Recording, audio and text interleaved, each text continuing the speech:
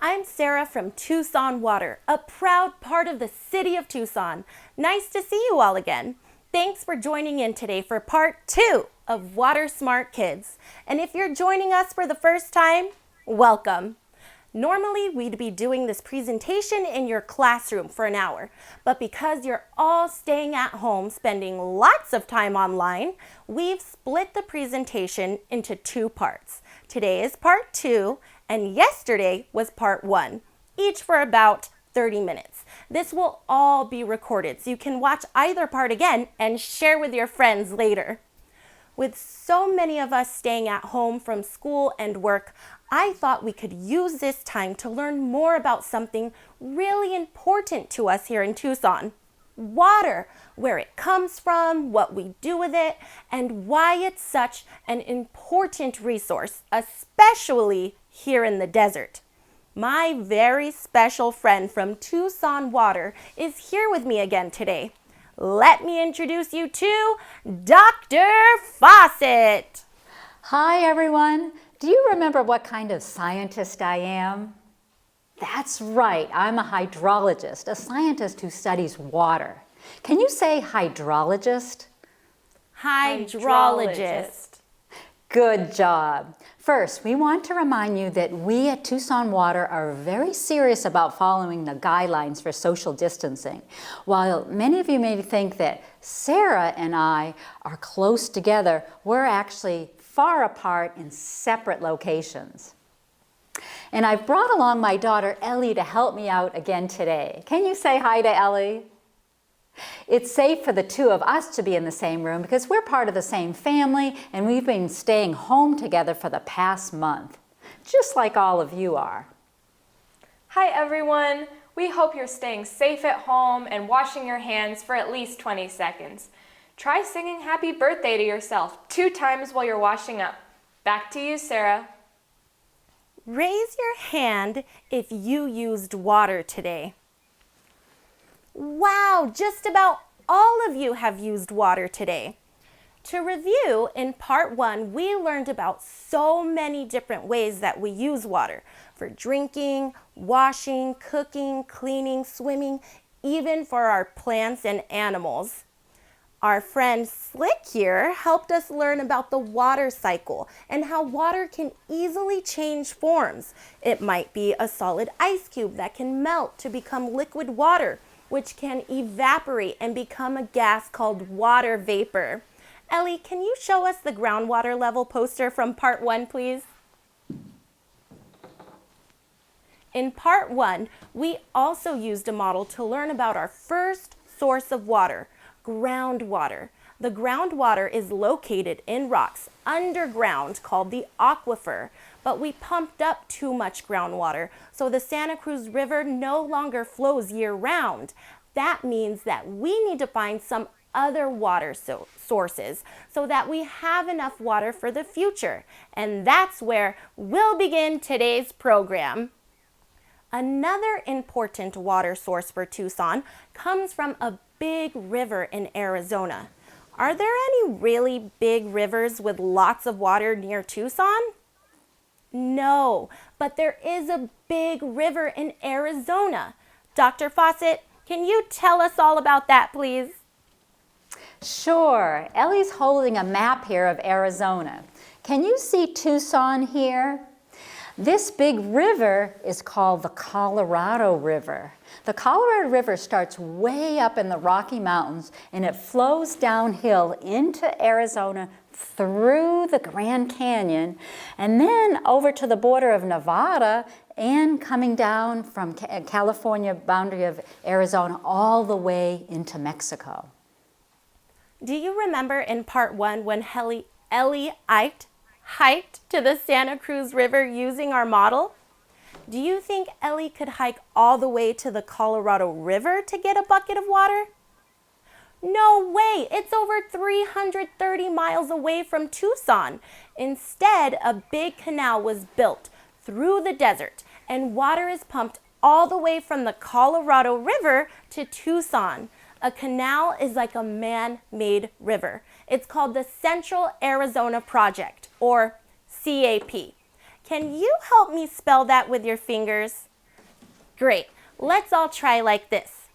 C, A, P. And again. C, A, P. That's right. Central Arizona Project. Great finger spelling, everyone. Can you tell us more about the CAP, Dr. Faucet?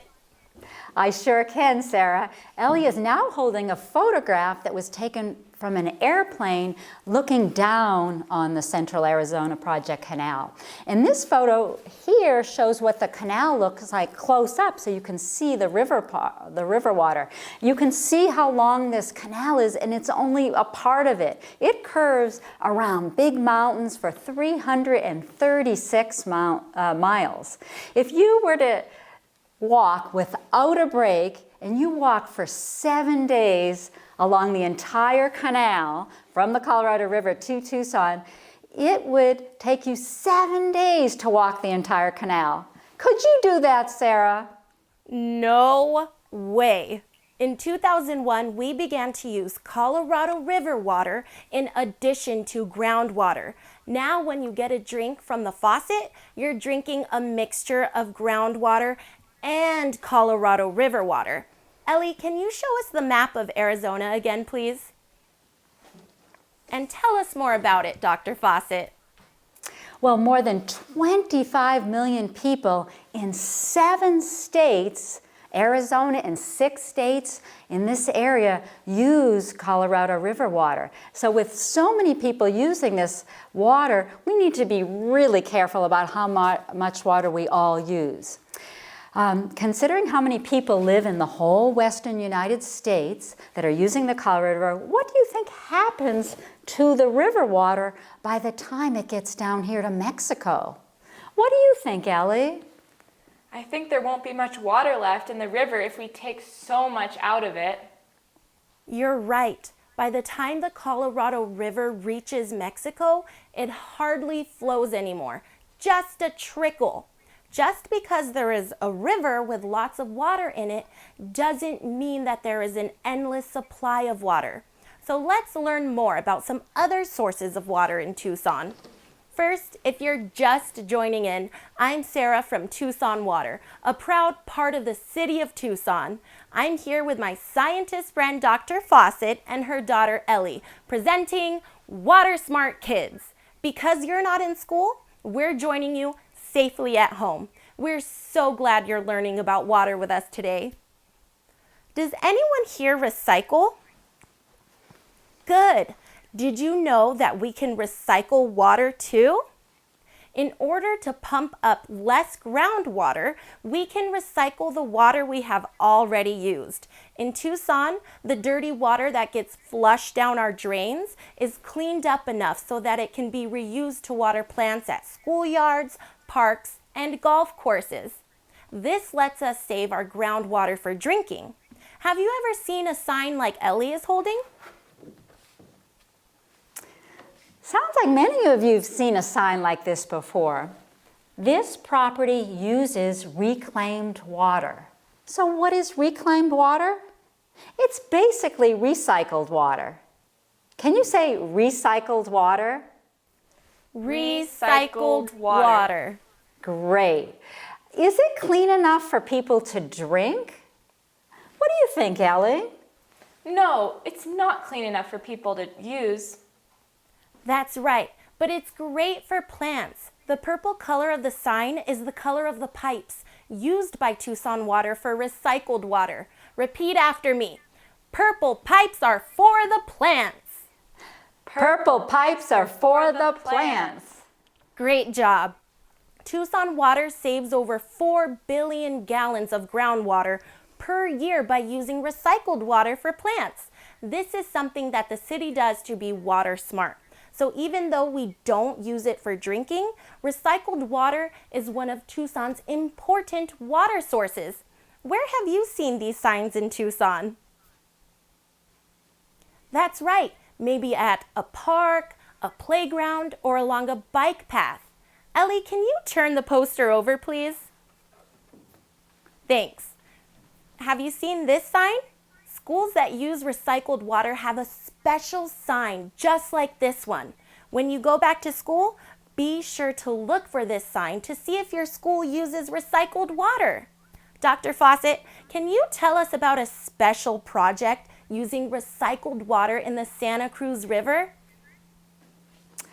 Yes, well, last summer, Tucson began to add recycled water to the Santa Cruz River near a mountain. This recycled water is used by plants and wildlife that live in and around the Santa Cruz River. Has anyone ever seen this? How about you, Sarah? I have seen it when I ride my bike along the section of the Loop Trail. It's so cool to see water in the river. Also, some of this water is sinking underground to help refill our aquifer. Recycled water really is an important water source here in Tucson. So, we have groundwater, Colorado River water, and recycled water to use in Tucson. But wait, we have a fourth source of water, rainwater. Does anyone know how we can collect and use our rainwater?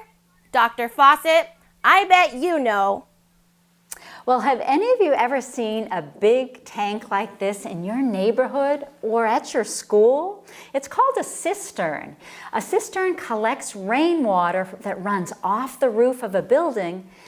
Do you know what you can do with that rainwater that you now collect in the cistern?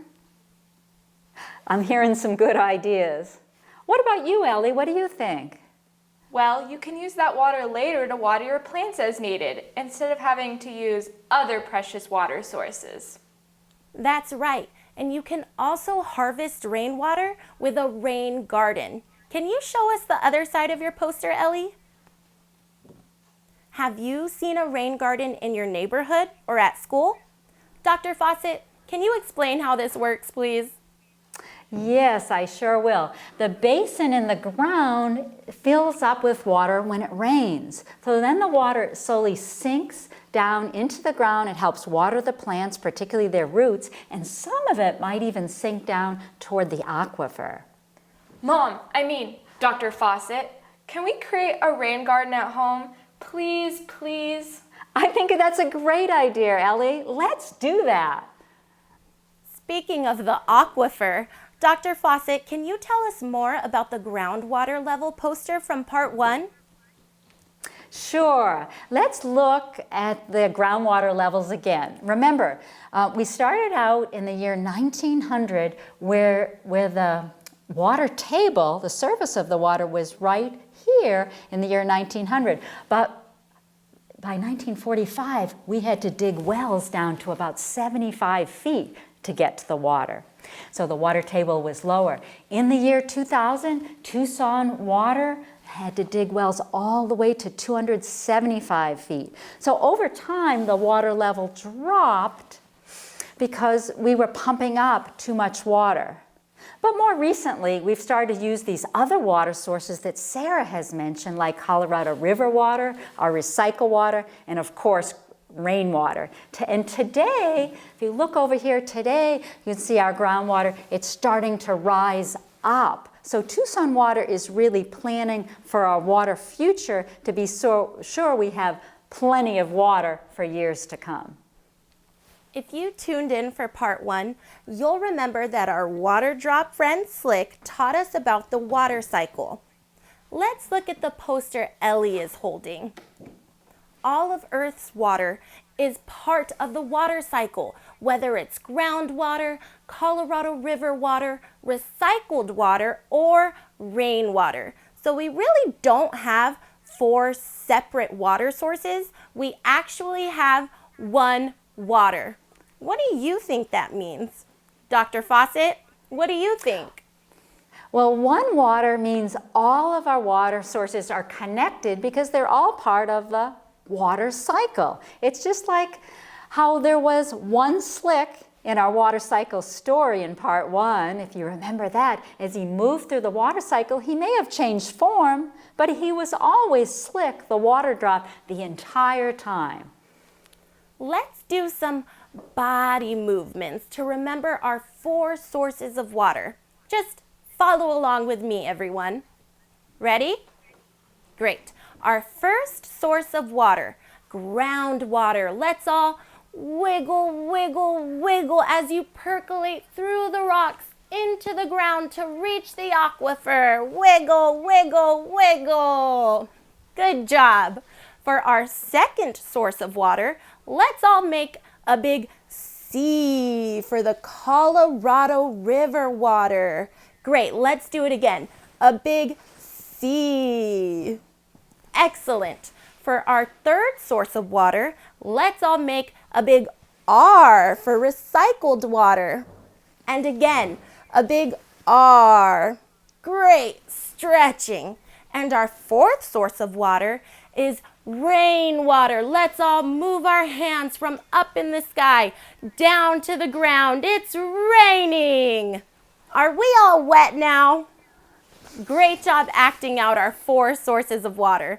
But remember, all 4 sources of water are really just one water. So give me a 1 and make a W for water. And 1 and a W. 1 water. Way to go, water smart kids. Phew! If you're just joining in, I'm Sarah from Tucson Water, and I'm here with my scientist friend Dr. Faucet and her daughter Ellie, presenting Water Smart Kids. Because you're not in school, we're joining you safely at home. We're so glad you're learning about water with us today. But even with our 4 sources of water as one water, our supply of water is not endless. However, there's something that everyone, even kids, can do to make sure that we have enough water in the future. We can use water wisely. This is called water conservation or being water smart. Dr. Faucet, can you help show us how to be water smart kids? Yes, it's time for another investigation. Ellie is going to pretend to brush her teeth, and you can help by all pretending to brush your teeth as well, like this. Okay. First, we're going to put some pretend toothpaste on Ellie's toothbrush. Okay, there it is. We're going to also give you some at home, some toothpaste too. Alrighty, now it's time to turn on the faucet over here at the sink, and Ellie's rinsing off her toothbrush. Now, my water's colored blue, you can see, so you can see it better. So everyone stop brushing their teeth with Ellie. Don't forget to brush top teeth, bottom teeth, in the front, in the back. Okay, I think your teeth are getting clean, Ellie, so we'll go ahead and turn that off. And I'm going to hold up this sink here. Wow, Ellie's teeth are really clean, but she sure used a lot of water. How could she brush her teeth, get them so clean, but use less water? Good idea. What do you think, Ellie? Well, I think I could wet my toothbrush and then turn the faucet off. I don't think the water should be running the whole time. That's a good idea, Ellie. So let's do an investigation and try it again. All right, so we're going to give Ellie some pretend toothpaste, some more to you at home as well. All right, let's turn the faucet on for Ellie to rinse her toothbrush, and then we're going to turn it off. Now, let's everyone pretend to brush your teeth again. Now, don't forget to brush the front, the top, the bottom teeth, and the front. Okay, let's say, Ellie, your teeth are clean now. I'm going to turn back on the faucet. After she rinses, I'll turn it off. All right, now let's compare the water in both of our sinks. Wow, look at all the water you saved. Sarah, what do you think about this? I think that's amazing. Imagine if everyone in Tucson did this. We brush our teeth twice a day, 365 days a year, multiplied by almost 1 million people in Tucson. That's a lot of water we could save just from brushing our teeth. Thanks for being water smart, Ellie. Do the rest of you think you can be water smart kids when you brush your teeth? I know you can. Repeat after me. Way to go, water smart kids! Way to go, water smart kids! Here's an easy way to brush your teeth without the faucet running. You just need a small cup that you can call your brush up cup. Keep the cup by your bathroom sink and fill it with water when it's time to brush your teeth. That's all the water you need to brush your teeth and rinse. Can you say brush up with just 1 cup? Brush up with just 1 cup. Well done. I wonder if we could save water while washing our hands. It's always important to wash our hands, but now even more so to keep away coronavirus germs. Dr. Faucet, can we do another investigation?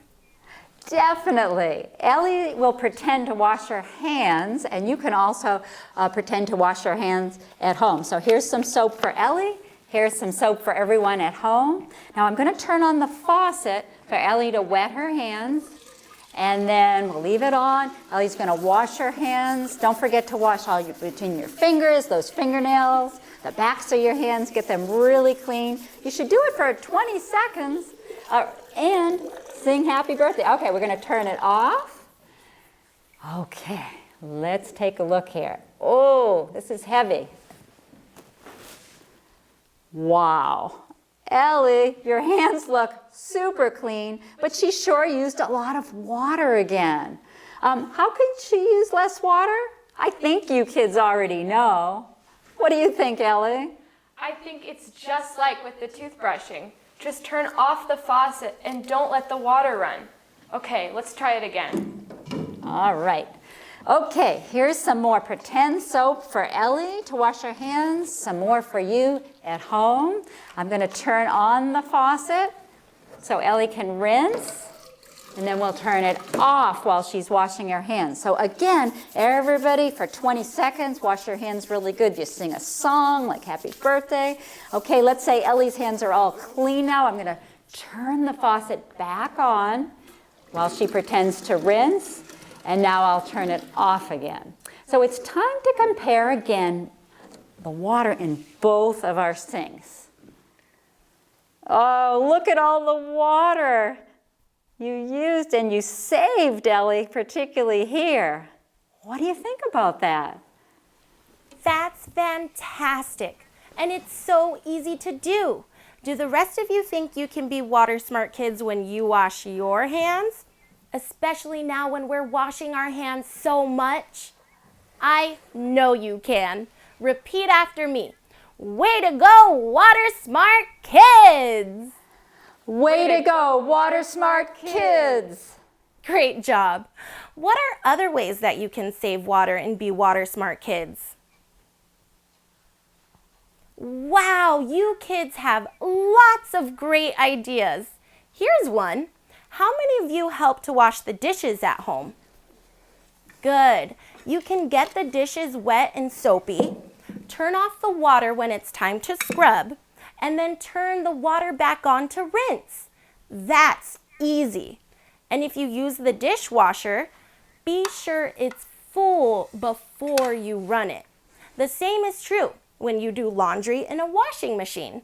Only do full loads. Do you have a water smart idea, Dr. Faucet? I sure do. How many of you take showers? I'm sure a lot of you do. What's your job in the shower? Is it to stand there forever, to wake yourself up, or is it to get in, get washed, and get out? That's right. You really only need about 5 minutes in the shower to get cleaned up. How about another one, Sarah? Here's one to do with a grown-up. If any of your faucets are leaking, that's water being wasted. So get those leaks fixed. Can you think of some other ideas, kids? Do you have one, Dr. Faucet? Here's one that kids often tell me about. It's good to have the desert landscaping at home with lots of cacti that don't need a lot of water, but sometimes a plant needs water, like if you have a garden. I like to use a spray nozzle like this one here at the end of the hose so I can turn the water on and off easily and not waste any water. Do you have any more ideas, Ellie? Yes. If my sidewalk gets dirty or full of leaves, my parents will often ask me to help clean it up. But I don't need to hose it down with water. I can just use a broom to get things clean. That's right. The sidewalk doesn't need water, and sweeping is good exercise. Now that's water smart. Great ideas, everyone. Repeat after me. Way to go, water smart kids! Way to go, water smart kids! So, in part 1, we learned that long ago, people could get their water from the Santa Cruz River. But because of too much groundwater pumping, the Santa Cruz River doesn't flow year-round anymore. Today, in part 2, we learned that we needed to find some other water sources so that we have enough water for all of us living here in the Sonoran Desert, now and into the future. Let's review our 4 sources of water in Tucson. Let's use some body movements again. Ready? Great. Number 1, we learned about this source of water in part 1. Groundwater. Let's all wiggle, wiggle, wiggle to percolate underground. Very good. Number 2, let's make a big C for Colorado River water. It's brought to us via the Central Arizona Project, or CAP. Very good. Number 3, make a big R for recycled water. Excellent. And number 4, rainwater. Let's make it rain. Fantastic. Wow, 4 sources of water. And we learned that all our water sources are all connected by the water cycle, and they're really all one water. That means we need to practice water conservation and be careful with how much water we use. Most importantly, you can save water every day by doing simple things like turning off the faucet when you brush your teeth and wash your hands, or taking shorter showers. It's that easy. Remember that saving water does not mean that you shouldn't take showers or drink water. These are things you have to do all the time to stay healthy. Saving water means thinking about the water that you are using. And by saving water, you are saving a very important natural resource. Thanks for your help, Dr. Faucet and Ellie. It was so much fun, Sarah, and I think everyone learned a lot. Don't you agree? Remember, this presentation is recorded so you can watch it and part 1 again later. And be sure to tell your friends about it so they can also be water smart kids. Remember to wash your hands a lot, and you can help save water too. After your hands are soapy, turn off the faucet, then scrub your hands for 20 seconds. After, you can turn the faucet back on and rinse away the soap and germs. And remember, you can brush up with just 1 cup. Great way to be a water smart kid, Ellie. Can you say, way to go, water smart kids, one more time? Way to go, water smart kids! Great. We had a lot of fun today, and we hope you did too. Tucson Water, a part of the City of Tucson, is proud to offer programs like this one to help educate kids all over Tucson. Later this spring, we'll be doing Our Water, Our Future for 4th and 5th graders and Watching Our Water for middle school students. So stay tuned. Way to go, water smart kids! Bye-bye. Bye-bye. So long. Be water smart. Be water smart.